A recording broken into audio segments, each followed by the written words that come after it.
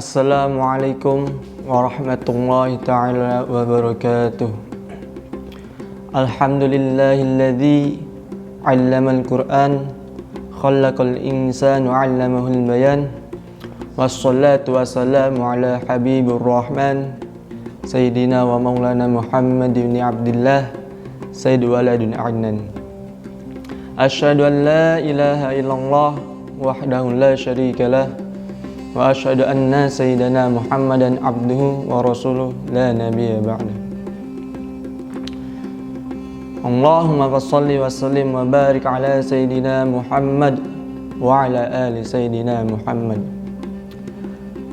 Puja dan puji syukur atas kehadirat ilahi Rabbi Allah subhanahu wa ta'ala yang mana telah memberikan kita beribu-ribu nikmat, yang ini terutama nikmat iman dan nikmat Islam.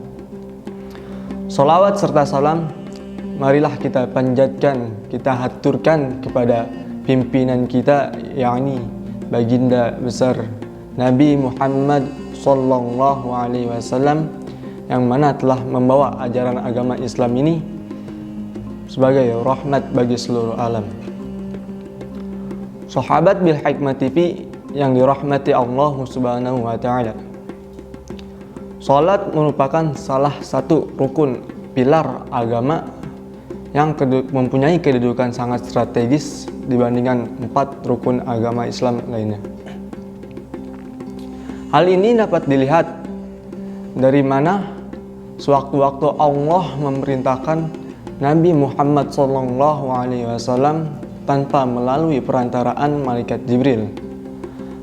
Hal ini juga dapat dilihat dari peristiwa Isra Mi'raj pada tanggal 27 Rajab 1 tahun sebelum hijrah ke Madinah.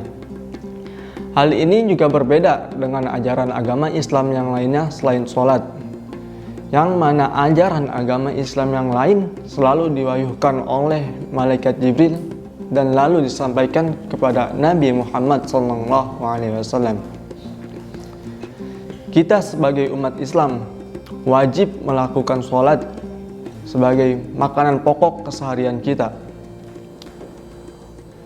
Sholat itu wajib bagi seluruh umat Islam dimanapun kalian berada, dalam situasi kondisi apapun, maupun kalian sedang berperang, kalian sedang sakit, sedang perjalanan jauh, adapun sedang yang menderita sakit parah, itu selagi akal sehatnya masih bisa berpikir, masih sehat, itu masih wajib untuk melakukan sholat. Berhubung sholat itu tiang agama, maka barang siapa yang mendirikan sholat, maka orang tersebut telah mendirikan agama. Namun sebaliknya, bagi siapa yang telah merobohkan agama, maka ia telah merobohkannya. Sebagaimana yang telah disabdakan Rasulullah SAW, as-salatu imaduddin, faman yaqamaha faqad haqamaddin, wa man tarakaha faqad hadamaddin. Barang siapa yang mendirikan sholat, maka ia telah mendirikan agama. Namun sebaliknya, dan barang siapa yang meninggalkan sholat, maka ia telah merobohkan agama. Dan di akhirat kelak nanti juga, amal perbuatan manusia yang pertama kali dihisab atau diminta pertanggungjawabkan oleh Allah Subhanahu wa ta'ala adalah sholat. Barang siapa yang sholatnya bagus, yang dinilai baik, maka insya Allah semua kesehariannya juga akan dinilai baik. Namun sebaliknya, barang siapa yang sholatnya kacau atau buruk, maka kesehariannya juga akan dinilai buruk. Dan sholat ini juga ada hikmahnya sendiri dan mempunyai fungsinya sendiri.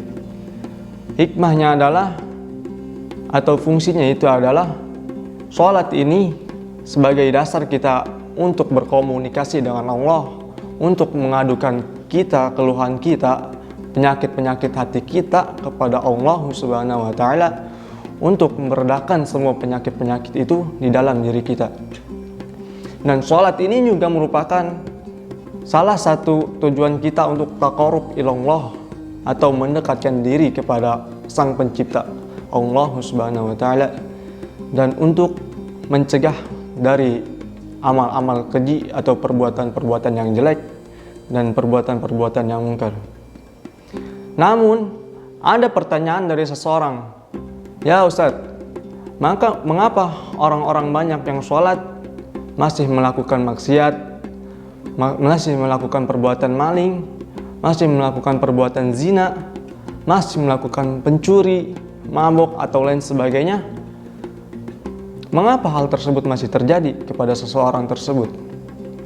Jawabannya adalah seseorang tersebut melakukan sholat itu hanya semata-mata untuk menggugurkan kewajibannya saja, tidak diniatkan untuk lillahi ta'ala, dan tidak juga diniatkan untuk membersihkan dirinya dari berbagai dosa-dosa. Mereka seseorang yang melakukan sholat itu hanya untuk sekedar menyombongkan diri atau ingin dilihat oleh orang lain atau ingin dinilai baik, sebagaimana yang telah disebutkan dalam Al-Quran surat Al-Ma'un surat ke-107 ayat 4 sampai ke-7. A'udzu billahi minasy syaithanir rajim.